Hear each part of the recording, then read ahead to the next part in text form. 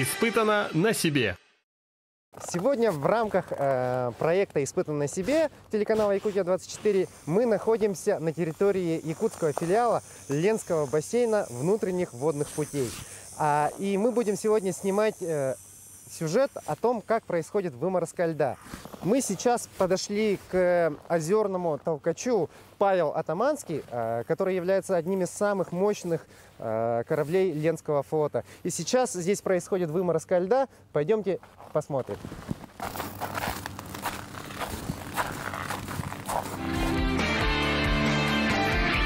Испытано на себе. Мороз отнюдь не мешает, а даже наоборот способствует одной технологии, которая практикуется только в России и нигде больше в мире. Здесь суда ремонтируют зимой, строя под ними целые ледовые лабиринты при помощи электропил и молотов.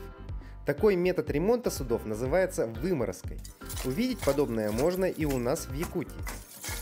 Под судами, которые требуют ремонта, выпиливаются целые ледяные лабиринты. Таким образом, работники могут легко добраться к необходимому месту для устранения неполадок. Технология эта достаточно старая и примитивная, но она заменяет подъем судна в док и снижает стоимость ремонта. По сей день ею продолжают активно пользоваться в зимний период, когда на улице стоит мороз минус 40 градусов и ниже.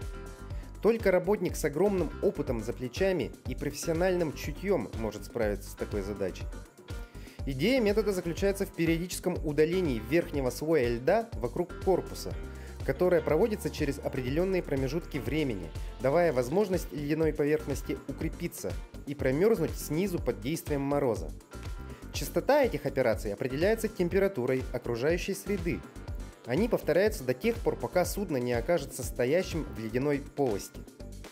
Данная методика использовалась с давних времен в северных районах Советского Союза и России.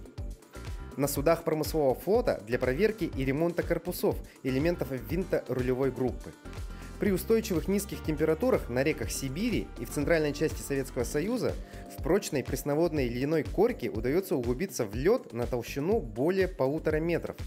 В арктических районах и в водоемах с небольшой соленостью воды, к примеру в бухта Тикси, за 6 или 7 зимних месяцев известны случаи заглубления в толщу льда на 3,5 метра.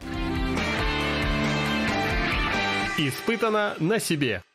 Перед началом осуществления именно процесса выморозки необходимо в первую очередь именно составить и ознакомиться с планом действий, да, или как? Да, заявка на выморозку подается капитаном теплохода, что ему нужно сделать, какой ремонт ему нужен. На данной схеме показаны валы, что ему здесь нужно будет выдергивать валы. Вот здесь валы, ну и ВРК, винторулевой комплекс. Также и там один вал, например, ему нужно один вал сделать, вот он закладывает один вал выбить. Вот мы ему по егошней схеме и забиваем выморозку. То есть все расчеты, основные показатели, размеры, все это, скажем так, указано на данной схеме, на данных схемах. Да, совершенно точно, верно. Ну вот здесь, в общем говоря, происходит выморозка льда. Вот сейчас мы видим боковую майну. Вообще выморозка происходит с двух сторон в данный момент. То есть это вот сбоку и со стороны кормы корабля. Данная выморозка происходит для того, чтобы добраться до основных агрегатов. Сейчас мы пойдем с той стороны и попробуем сами поучаствовать непосредственно в данном процессе. О процессе именно выморозки льда нам сейчас расскажет Павел, специалист именно по выморозке. Давно ли вы занимаетесь именно выморозкой судов? Как вам вообще сама по себе эта профессия? Ну как вам объяснить как? Ну, просто самому интересно сам процесс работы. А ничего не страшно, то что там, грубо говоря, минус 50 на улице, ковыряться со льдом? Да нет, тут холодно не бывает, постоянно жарко. Постоянно в движении, потому что... Да, двигаешься. Мы сейчас что будем делать? Уже распил идет там, да, правильно? Вот сразу запилено на пропилы и пропилено на кубики, чтобы легче было выбивать их. После того, как сделан пропил, что необходимо дальше делать? Ну, берется кайлушка и выбиваться вот так вот, таким способом уколачивается. Ничего сложного сильно нету. Он так легко отходит. Это всегда так? Ну, не всегда, но есть трудности. Так, давай. Ну, наша задача же, получается, весь ряд, да, выбить? Да, весь ряд, да. Ага. То есть я присаживаюсь, и мне бить нужно не по самому льду, а по... Да, вот пропил, чтобы он как было. Так. Так, с первого раза не получается. Оп, есть. Ага.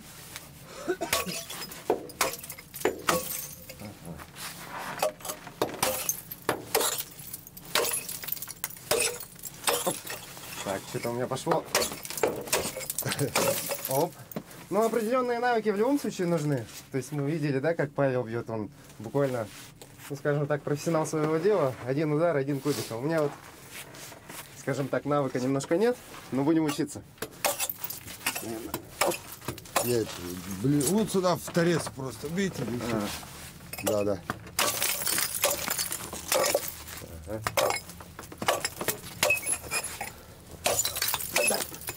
Оп.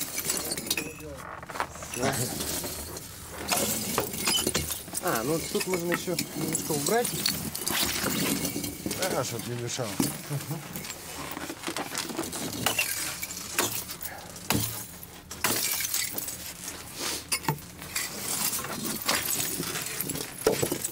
И все, что потом следующий ряд будем пилить, вот это все выравниваться надо будет.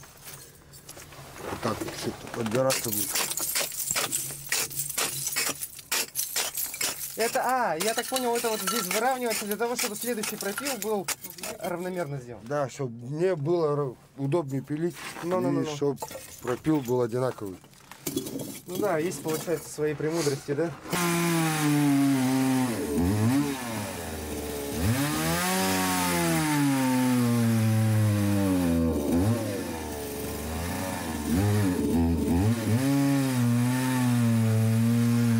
Толщина льда, естественно, промерзание, когда происходит, толщина льда 1 метр. Это, грубо говоря, ну докуда? Вот до сюда, да? Промерзает примерно. Да, где-то так. И- Вот же видно. Вот. Вот, получается. Да, вот, то есть, грубо говоря, 1 метр это естественное было промерзание. А далее, получается, Дальше уже идет вода. ага, ну и вот, да, происходит именно процесс намораживания. Это процесс довольно-таки длительный, да, то есть получается по кубикам. Да, Буквально там по 50 сантиметров, образно говоря. Бывают ли такие случаи, когда, ну, промерзание произошло не совсем полное, да, то есть имеются выходы воды? В этом Да, случае... бывают такие случаи. Но для этого у нас есть вот такое приспособление, называется чопик с ватой. И когда поступает вода, мы его успеваем заколачивать, чтобы остановить воду, чтобы не затопило майну полностью. Ну вот это получается у нас обычный деревянный чопик Да, и вата. с ватой, а вата для того, чтобы быстрее Схватилось. быстрее схватилась. Иногда бывает такое, то что, ну, насколько я понял, да, то есть во льду имеются... Да, вот пузыри, попадается пустое место, под ними может быть вода. То есть вот можно обратить внимание, вот, грубо говоря, здесь, ну, когда-то была вода. То есть во льду именно вот такая, это как полость, да, получается? Полость, через которую вода начинает поступать в майну и может полностью затопить. Чтобы этого не произошло, ну вот образно, примерно так, правильно? Да, я да. понимаю? Ну, более Примерно плотный так фильтр. будет. Оп.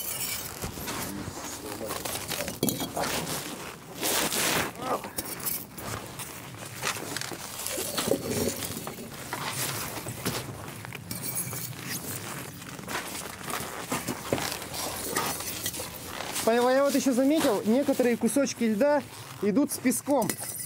Ну, то есть, вот я... Это очень мешает работе. Ой, сейчас. Вот, то есть я смотрю, да, внутри имеется там грязь, песок. Как это влияет на инструмент? То есть... Ну, Цепи тупятся очень. тупится цепь, потом плохо пилит, и приходится постоянно точить.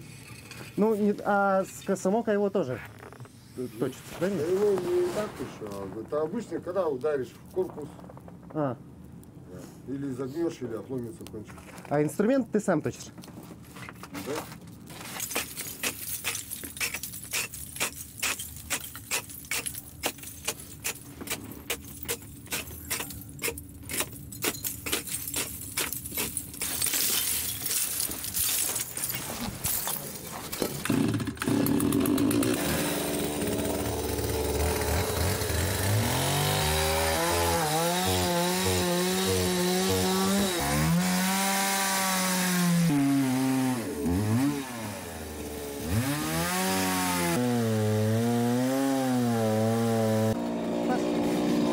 В общем говоря, такая вот специфическая работа, но самая главная цель вообще вымораживания льда, это, я так понимаю, чтобы добраться до основных агрегатов, это то есть винты, Да, перья. добраться до винта. Ну что, при запуске двигателей, чтобы не повредить себе винты и рулевые части самого.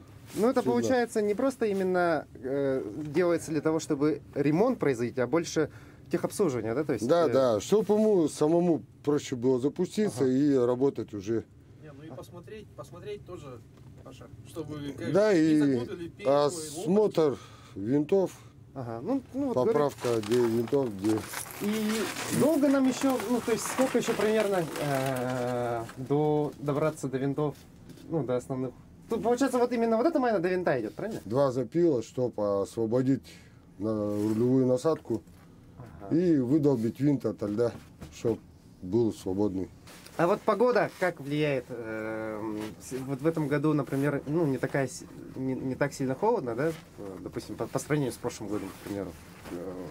Процесс именно вымораживания долго, да, происходит? Да, ну промерзает плохо, но мы поставили для дополнительной вот ветродуи, чтобы быстрее была заморозка, как бы он обдувает холодным воздухом и обмерзает, идет Ну да, то есть идет, намораживание льда.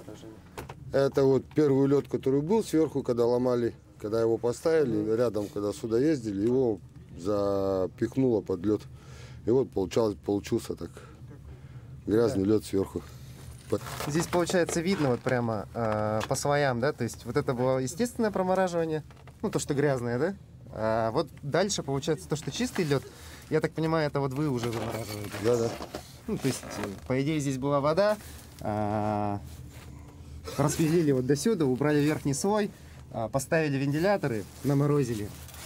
Дальше прорезали, опять подождали, проморозили, дальше прорезали. И так Да, постоянно.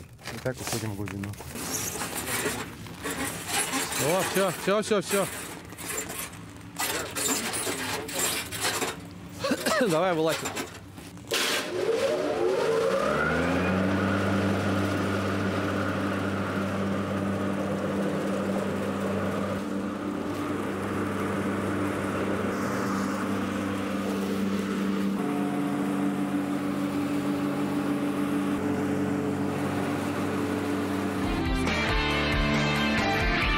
Испытано на себе. Особенности работы, конечно, сложная только в том заключается, что то, что работают парни в холод, в мороз, не жалеют себя, конечно. Тяжелый лед поднимают. Самое сложное здесь вообще в этой работе — это подготовиться к работе. Это пойти запилить, заточить инструмент свой. Ну а дальше там уже, когда залазишь в майну пилить, там уже им самим нравится пилить, и они... Ну, и людям вот интересно получается. Да, которым Кураж нравится, какой-то. да. Есть, которым нравится. Были такие люди, которые приходили там, вот я сейчас возьмусь, там буду вымораживать. Вроде бы только взялся за кайлушку, пошел 3 раза ударил. И говорит, нет, мне такая работа не нужна. А кому-то нравится наоборот. Ну, то есть кто-то пробует, нравится, остаются, работают. Да, остаются и работают. А здесь вообще сколько кораблей? То есть все корабли вымораживаются или Ну, как? практически все. Есть суда, которые стоят в резерве. Ну, их мы не трогаем, конечно. А вот те, которые будут работать, да, большая часть, короче, вымораживается. Ну, 80% теплоходов вымораживаются. Ну, зимой это получается одна из основных работ. Ну, то есть, Ну да. Ну, выморозка и ремонт. У кого-то идет ремонт, Ну и кто-то вымораживает. В летний период это навигация, а в зимний период это непосредственно вымораживание, техническое обслуживание. Да. Так, у нас Зимний 76 теплоходов находится в данный момент. 76 теплоходов, 76 судов находится на территории нашего затона. Мгм. А основная функция вот этих кораблей это, ну вообще, это же буксировка, обслуживание. Как, у нас, путейские короче, у нас корабли? путейский, да, флот. В основном у нас одни путейцы и зимснаряды. Но для них тоже нужны обслуживающий флот, как бы для них тоже. Вот танкера, например, чтобы бункеровать их постоянно, там, буксира, чтобы где-то что-то, кого-то подсдернуть или помочь там путейцам. Ну, то есть это, грубо говоря, обслуживание. Обслуживание, как, можно сказать, как навигации. гаишники, да, как дорожники на реке. Ну, Дорожники на реке. То есть, скажем так, от качества вашей работы зависит Прохождение всей навигации. всей навигации. Ну вот и бывают у нас такие нюансы, ну, когда чопики не помогают, человек один в майне находится, ему сложно, конечно, одному спасти майну. Вот результат. Ну, это вот то, о чем мы говорили, да, то есть Да. пробили в пустоту, пошла вода, и не успели просто Не заткнуть успели спасти, чопиком. И весь труд на смарку. Сейчас все это придется начинать заново. Ну вот бывают даже такие случаи, оказывается, когда полработы, грубо говоря, на смарку, да, то есть заново все это необходимо отдалбливать, вымораживать по новой. А вода быстро набирается? То есть вообще насколько это опасно для, скажем так, жизни? Ну, для жизни это, конечно, не очень опасно, но если, конечно, примерзнуть в майне, где-то, ну, в темноте будешь, никого в затоне не будет, никто мимо не пройдет, не дай бог. Ну, бывали такие случаи, конечно, не при мне, но рассказывали старики, что бывали такие случаи, что человек примерзал, курткой к майне, вода брызжет. Бывает, что за, ну, не знаю, за полминуты под напором, там же глубина, под напором, под давлением вода размывает за полминуты до такого диаметра. Ничего себе, Это как моментально происходит. А, Алексей, ты же говорил, что ты вообще сам занимаешься именно выморозкой. Ну, то есть раньше занимал, сейчас руководишь, да, процессом. Вот когда ты с 2003-го, да? Да, с 2003 С года. 2003 года каждый год вот занимался. При тебе вот такого плана случаи были в твоей, ну, скажем так, сам Да, лично при моей напарывался? работе. Да, конечно, напарывался. Все на это напарывались. Ну, ясно. Но спасал, всегда спасал. Бывало, что стоял по колено в воде, рвал штаны, на себе рвешь штаны, достаешь вату, всю вату туда. О, кошмар. Ну, то есть, скажем так, эта работа не просто вот так пришел, кайлом побил и ушел. Тут, как и в любом деле, необходимо относиться с чувством, с толком, с расстановкой. Да, можно сказать, почти ювелирная работа. Алексей, скажи, пожалуйста, вот у нас, получается, стоит домик, да, где вот ребята греются, готовят свой инвентарь. Ну, вообще, я так понимаю, здесь постоянно находятся именно работники, которые занимаются вот непосредственно обслуживанием, вымораживанием, да, судов в зимнее время. Домик этот, он же прямо на льду стоит или Да, как? прямо на льду стоит. Мы его вытаскиваем трактором, как только толщина льда позволяет, для определенного тоннажа, чтобы, ну, трактор поехал и балок. Балок у нас 3 тонны весит, трактор 5 тонн. И вот мы это все суммируем. Ага, 10 тонн. Все, 10 тонн как только разрешено вывозить, сразу же выезжаем. Заготавливаем дрова сюда парням, привозим, подключаем балок. Все, есть, всем полностью обеспечены можно. Ну, конечно, не всем, но большей частью мы обеспечиваем. Ну, понятно, это же на территории Затона, получается, в таких, скажем, в тяжелых условиях втыкается, грубо говоря, домик, где, ну, люди могут непосредственно начинать свою работу, в том числе и отдыхать Да, между чай делом. пить, Ну, обедать. вы же сами устанавливаете Да, какой-то да, наш, конечно. когда можно Да, мы проехать. промеряем лед. Мгм. Ну, у меня определенные люди ходят, лед мерить. Все, промеряем лед. Сначала пошел трактор дороги делать, а потом уже загоняем спецтехнику.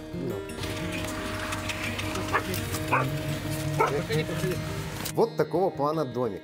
Довольно-таки небольшой, уютный. Ребята тут занимаются подготовкой инвентаря. В данный момент, вот, к примеру, сушатся бензопилы. Здесь же имеется точильное оборудование для заточки цепей. Сам домик переносной и на печном отоплении, что является наиболее эффективным решением для создания оптимальных рабочих условий с целью организации труда на территории Ледового затона в зимний сезон. Соответственно, здесь всегда тепло, что позволяет выморщикам льда согреться после работы на холоде, посушиться, отдохнуть, перекусить и пообщаться с коллегами во время перерыва. На территории данного затона стоят очень много кораблей, которые занимаются обслуживанием навигации всего Ленского бассейна. И, соответственно, имеется гордость и радость в том, что все-таки идет развитие, хоть и небольшое, но оно планомерно идет. Вот, к примеру, Ленский бассейн, администрация Ленского бассейна в этом году получили совершенно новые корабли. Вот, к примеру, это Сергей Иванов, российского производства. Испытано на себе. Выморозка судов является частью системной работы. Для начала осенью суда заходят на территорию затона своим ходом. Тут Алексей с работниками расставляют корабли друг за другом упорядоченно. Вот с высоты птичьего полета можно оценить ювелирную работу сотрудников предприятия. Тщательная расстановка является основой зимних работ. Здесь необходимо точно учесть расстояние между судами, чтобы был доступ ко всем кораблям со всех сторон, и люди с техникой могли спокойно перемещаться по территории затона и осуществлять качественную деятельность по обслуживанию судов. Сезон выморозки начинается с ноября месяца и длится до конца марта следующего года. Точные даты зависят от погодных условий. Тут чем холоднее погода, тем лучше. На выморозке работает несколько бригад, и у каждой команды есть своя зона ответственности. Практически на всех судах идет одновременное вымораживание. Большое количество кораблей сразу встают на выморозку льда под основными агрегатами, чтобы успеть к сезону. И мы в ходе съемок посмотрели работу на нескольких судах. Вот мы сейчас находимся на очередном корабле, где происходит выморозка. И здесь вот прямо наглядно видно, за слоем льда имеется вот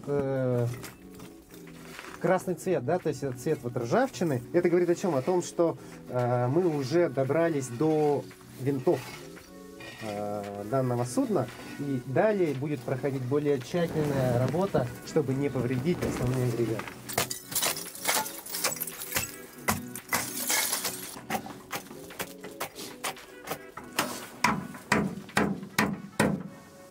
Сейчас мы находимся у кормовой части Путейского, то есть корабль именно Путейский. И здесь уже на 80% завершены работы. Мы здесь видим винт и перо. Перо это, то есть, рулевое, и основной двигательный именно механизм, непосредственно сам винт. Он практически весь освобожден. Еще совсем чуть-чуть осталось проработать. Тут уже более тщательная работа происходит, да, то есть, чтобы не повредить непосредственно данный агрегат. И будет производиться техническое обслуживание. Ну и, соответственно, здесь майна уже соединена. То есть здесь так же, как на предыдущем корабле, начинали сбоку корабля и задней ее части. Здесь уже есть соединение. То есть оно...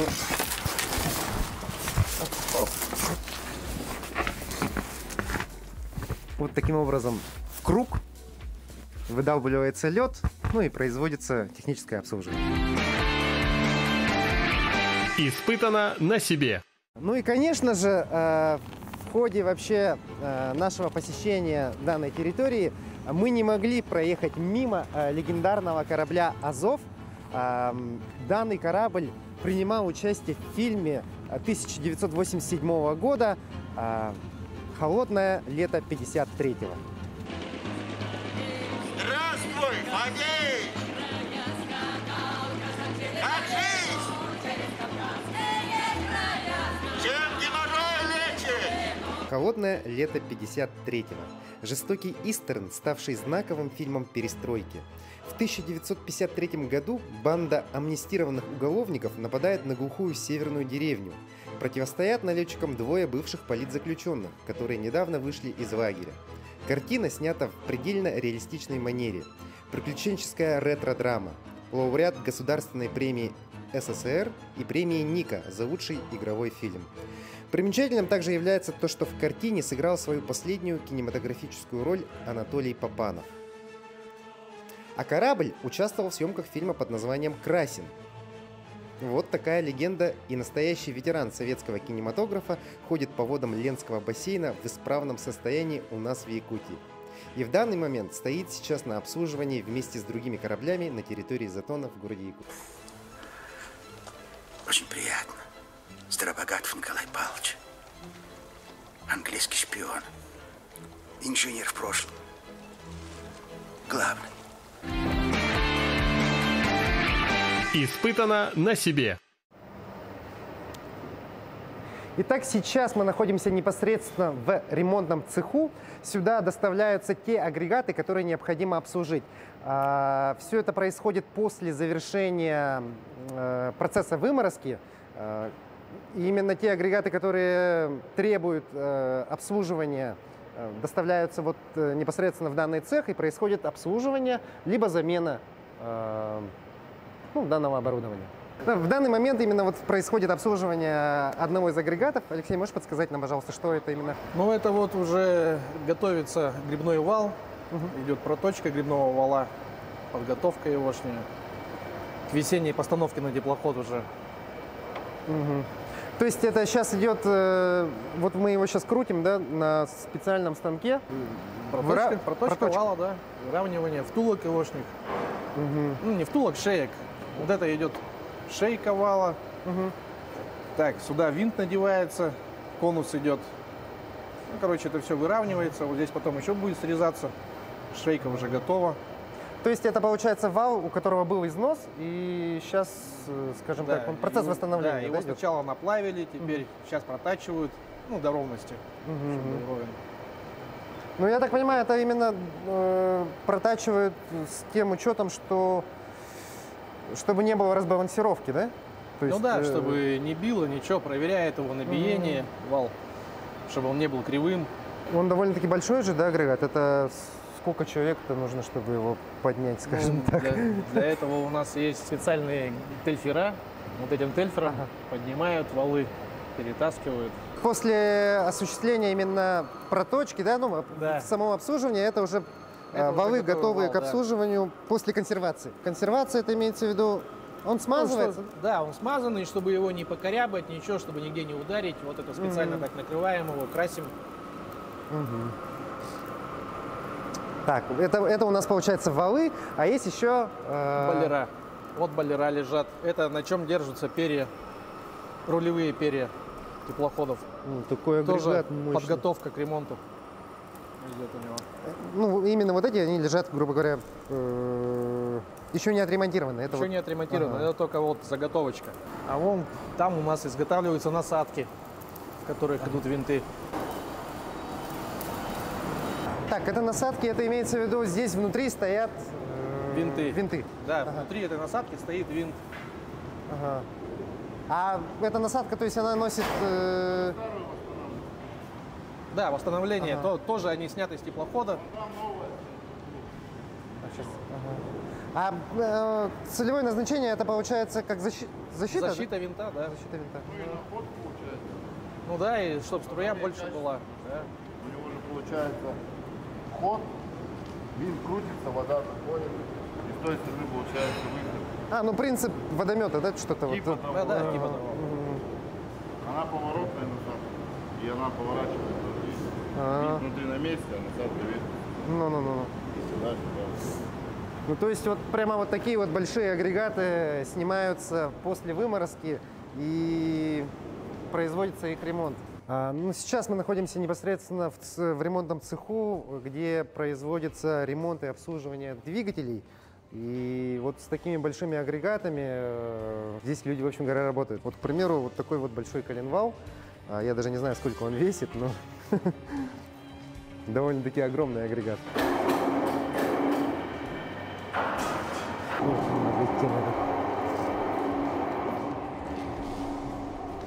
Ну вот таким образом прошел один рабочий день не только выморозчика судов, но и вообще деятельности по обслуживанию и ремонту основных агрегатов судов, принадлежащих администрации Ленского бассейна.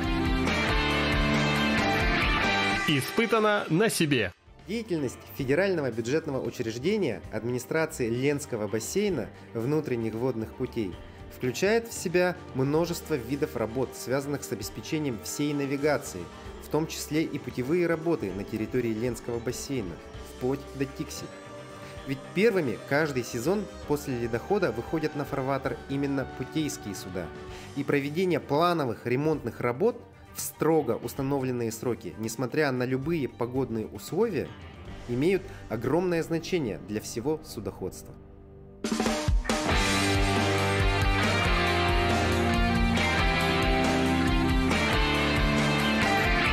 Испытано на себе.